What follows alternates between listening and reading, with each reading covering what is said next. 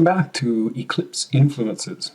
We're at episode 7, and we're looking at track number 8, Following the Rain. Following the Rain is where I feel like I finally came into my comfort zone with my own writing for this album.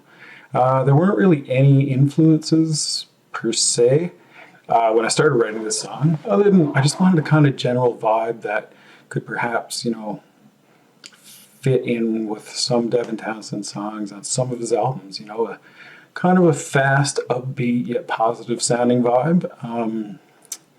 I just knew it had to sound kind of like that to begin with. And then the black metal part after the short break. I'll play that for you here.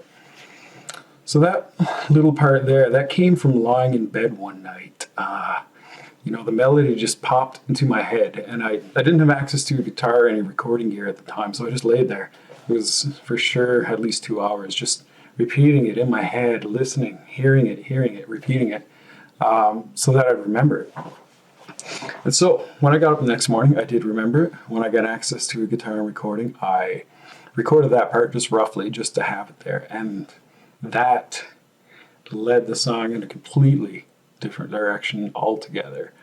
From the light, kind of happy, not happy, but the hopeful kind of song it was, down a different dark path altogether, which is what happens in life sometimes. So I just let it go from there.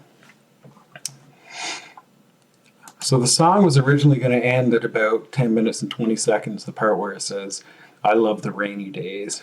But after listening to the song multiple times in my car, just to see how I felt with it, did it feel right, I knew it needed something. I didn't know what it was, but it needed something that was more of a solid ending, solid conclusion to the song. I wanted something that was an unmistakable ending, and I think it ended up happening. So, let me back up a bit. So I've always loved the song Deconstruction by Devin Townsend. It's actually my favorite song of all time, and I thought it would be cool to kind of try out what he does in that song, something similar, where it does that unexpected kind of fade in near the end of the song with these cool arpeggios. And so I said, well, I wonder, I'm going to try something like that, and I'm going to try to make it fit and see if it'll work. So I did something similar to that, but I made the chords my own, I made the progression my own, and some really weird stuff that I had never written anything like before, even previously, like 20 years ago when I was writing nothing remotely like that kind of progression ever came out of my head.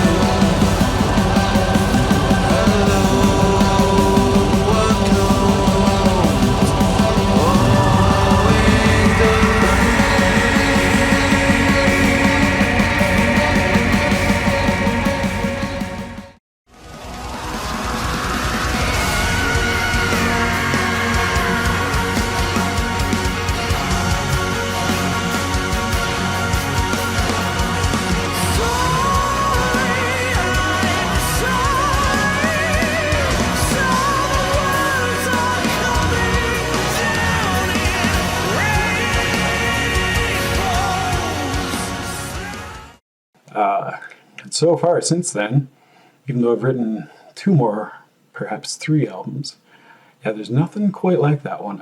So I used some strange chord and key changes and eventually made it resolve back to a riff from earlier in the song, one that I really liked. And when that happened, it felt right. It felt like, wow, this is the end of the album. There's no doubt in my mind. So if it wasn't for Devin Townsend and Deconstruction and the crazy cool ending to that song, I never would have had the inspiration to